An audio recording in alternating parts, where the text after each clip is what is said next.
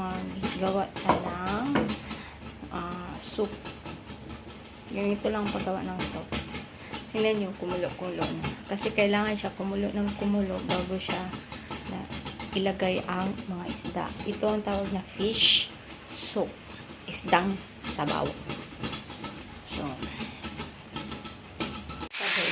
So, mga kabarkis, this is fish pancit. So, ngayon, ipapakita ko sa inyo ang paggawa ng isdang sabaw o fish soup. So, paano? So, ito ang first process niya. Nag-ano ako ng itong isda. Hindi ko siya masyado ito. At ito, pinakulo na siya ng tubig. Nalagay na lalola. So, hayaan nyo lang siya nagkumulo-kulo kasi hindi ka pwede ilagay ang isda na hindi siya masyadong kulong-kulo para lalabas yung kulay niya na puti. So, habang mag-alin nila ako, no? Titingnan nyo lang, ha? Para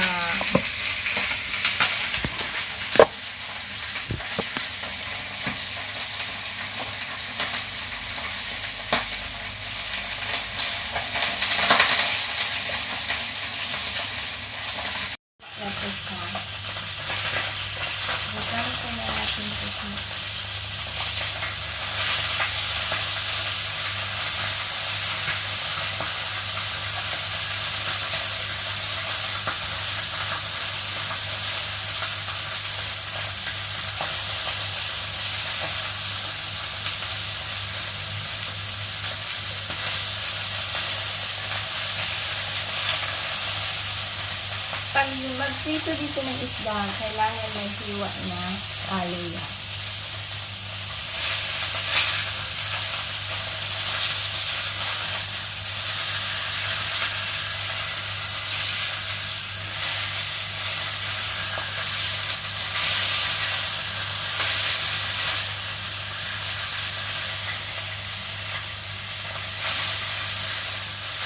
Ganito lang siya, medyo light brown.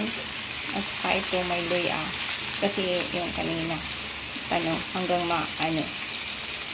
tapos ilalagay yan dyan siya sa kumukulo. Hayaan lang yan siya nakakulo ang tubig hanggang maubos ang paglagay ng mga ingredients. So, ito ang unang ingredients kasi soup to siya.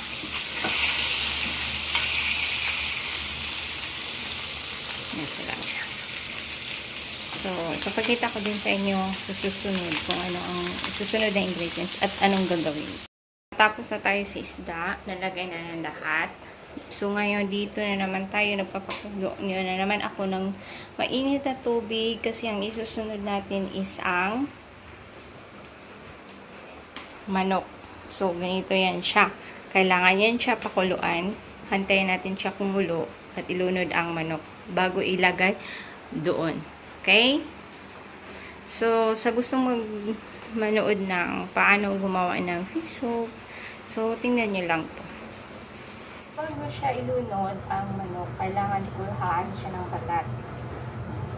Kasi ayaw nila yung, ito, balat. Kailangan yan siya kuhakan. Kuha. So, tapos mo na siya makuha, hugasan mo siya ng mabuti kasi kailangan to siya kuhanan yung mga dugo-dugo, yung mga kayo.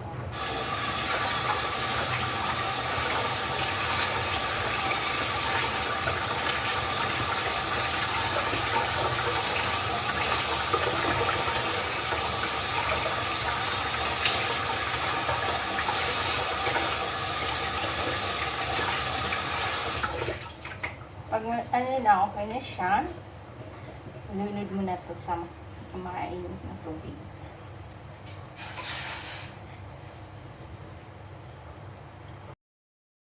So, medyo madali lang to kasi hindi naman po siya masyado ikatagal. So, magkuha lang siya ng yung mga willy niya sa manok. Ganun pa rin siya, ilalagay siya dito. Hayaan lang yan siya makakulo-kulo. So, wala na tayo. Dalawang ingredients lang muna, ha? Dalawang ingredients lang muna. So, babalik tayo. Pupunta tayo sa labas kasi ipapakulo yan siya ng 2 oras. Kanina ko pa siya na-on. Pero hindi pa siya init ha. I-on natin yan. At sa heating, i-ano natin ng to 100.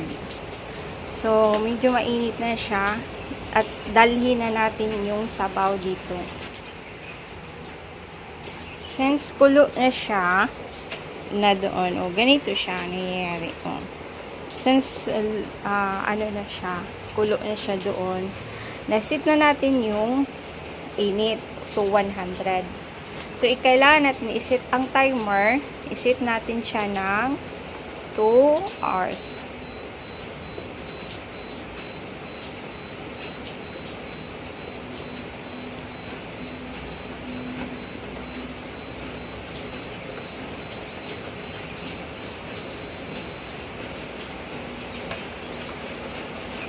To 15 na siya. Kailangan natin i-shoot ng 2 hours. Kasi after 2 hours, abangan nyo. Meron pa yan. Pa siya matatapos. So, nakashoot na siya ng 2 hours.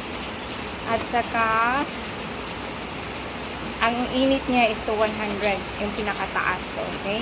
So, hayaan lang muna natin yan siya. Balikan na lang natin, tingnan na lang natin. Mga ka-birds is kuan na punta, mag-bird na punta sa mga ilalagay sa sabaw, no? So, meron tayong 4 na kamatis lang siya at sa isa ka malaking onion. So, hiwain lang yan siya, ipiprepared natin para mamaya ilalagay na naman natin yan. Process by process to o step by step to ang pag ano ko sa inyo ng paano gumawa ng fish soup. So, hindi madali. Ganun lang siya. Hindi siya hassle. Hindi madali lang siya. Madali. What nito is, ano lang, wala to siyang pakimik-kimi. Ito lang.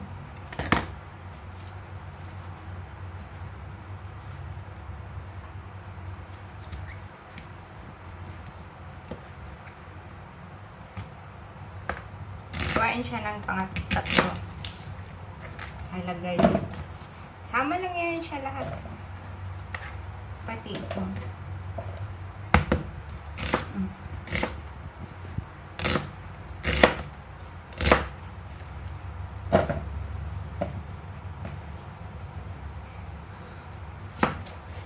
Ganito din siya.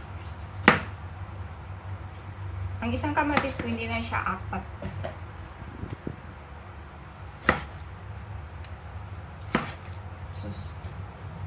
Wala, iba-ibig nga.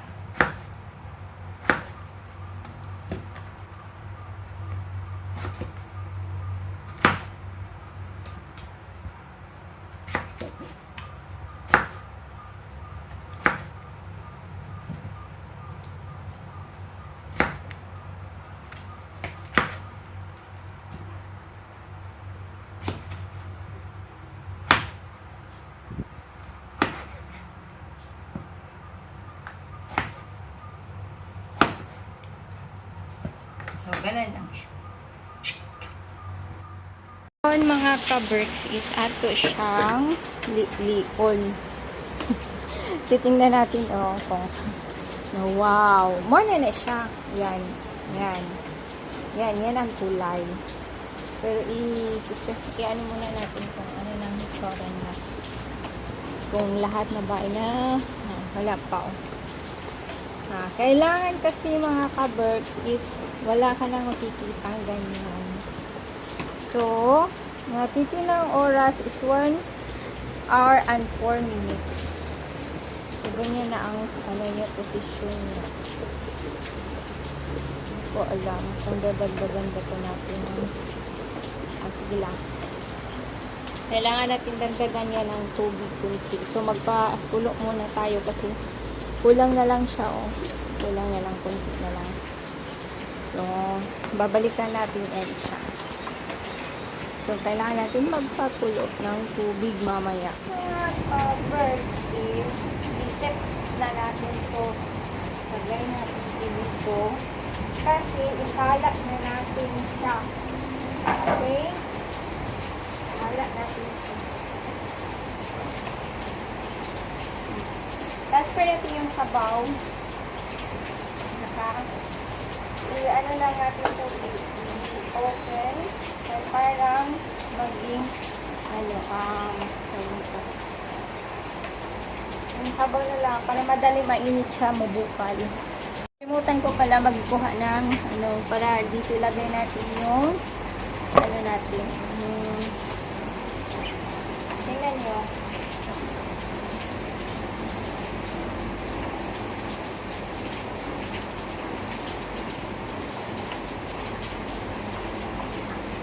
Halo sa halo.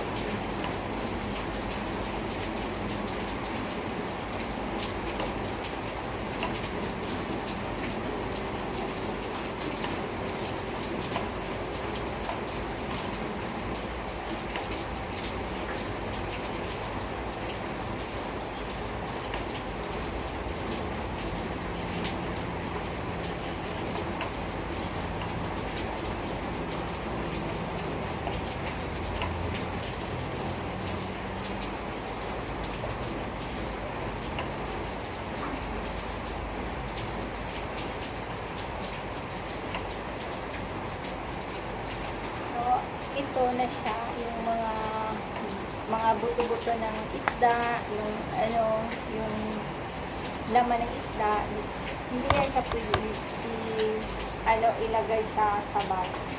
So, separate yan at saka itatapon yan pagkatapon. Kung sa Pilipinas, hindi yan masasayagan ang mga tao na itatapon kasi sayang ang laman. Pero sa kanila dito hindi. Okay.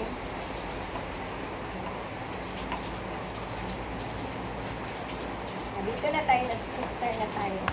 Nagsala.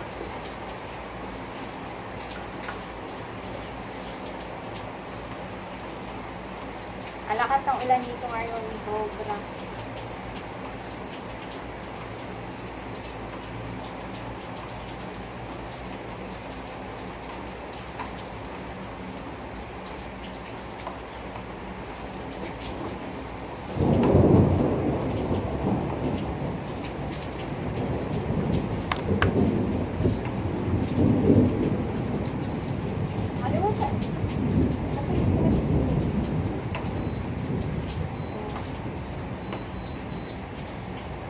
Set pa rin siya ng mataas to 100 pa rin.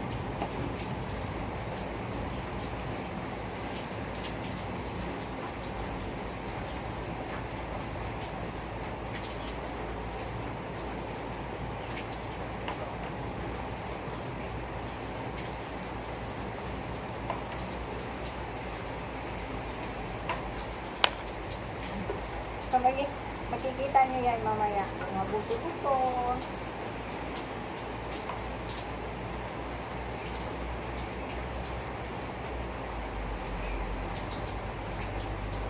Magsasalita ako mga kabers habang ako nag-sifter. Para hindi yun boboring.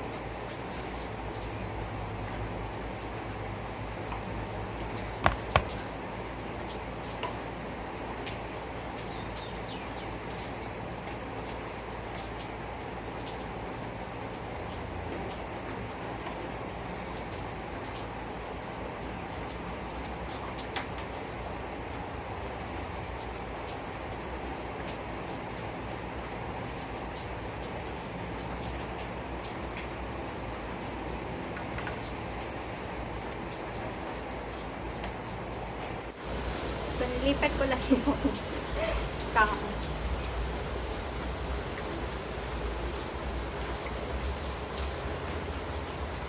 Dami pa namang lamok dito.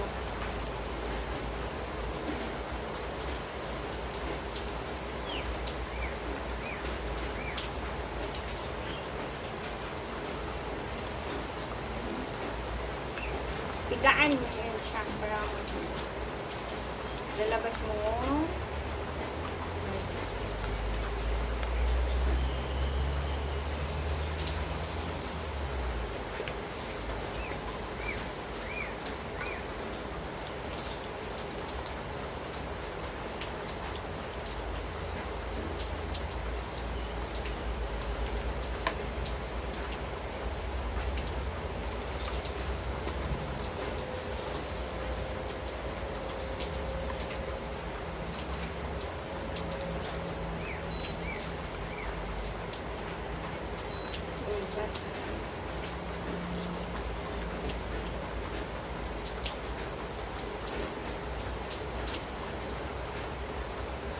Ba't nag-decrease ang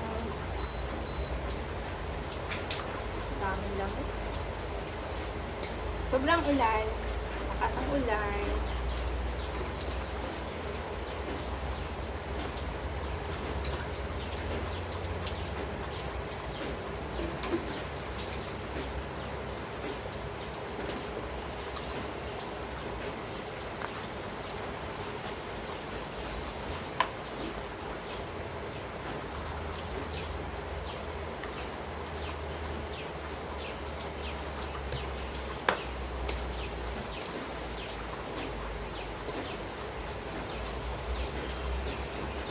Pangkabawon, tamay mo mga lang kami.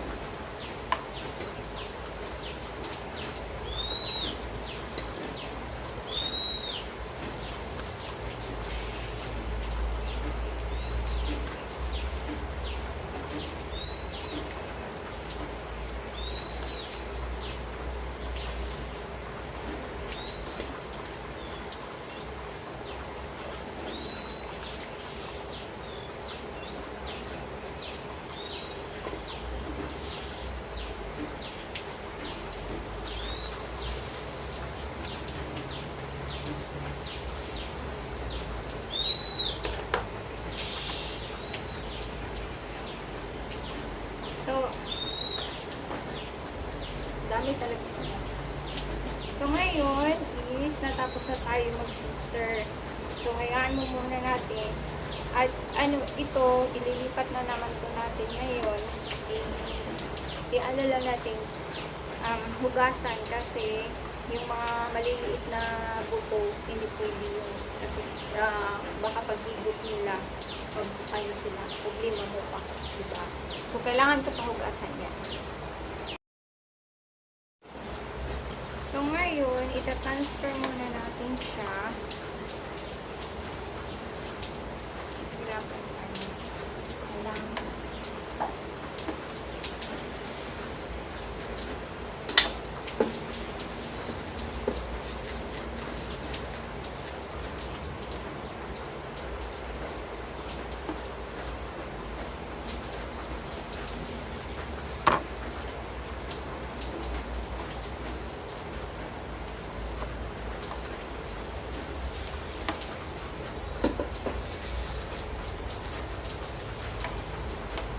Para hindi tayo delikado, ilagay natin sa baba.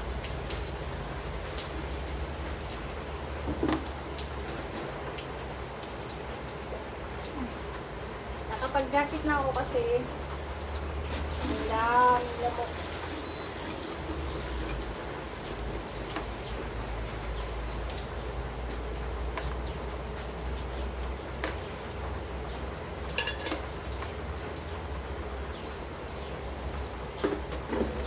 Pwede naman siya hindi siya ita-transfer. Pero kaso lang, pag ano, mas malalim kasi ito, ayun. Tapos ilalagay na natin yung ingredients. Hintayin lang natin kumulong. Kaya nag-jacket ako kasi maraming lamok. Kung kulong-kulo na siya, ilalagay natin siya ang again when just a lot of moments only. Limutan ko magtakit. Paano natin siya, parang madalay siya pero dami naman. So, ganito ako dito. Parang robot.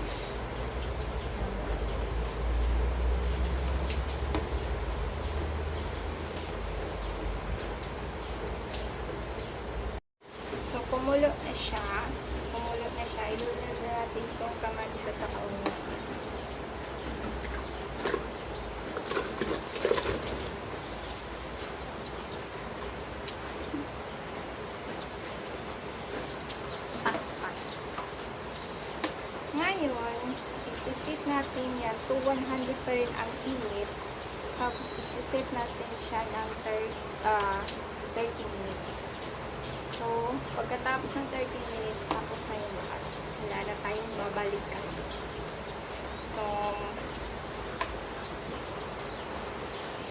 So, this is it, no, mga kaberg. So, maraming salamat sa patuloy niyong panonood sa vlogs ko. So, pasok na tayo at magigpit. Liligpit na natin yan. So, ito yung sa fish.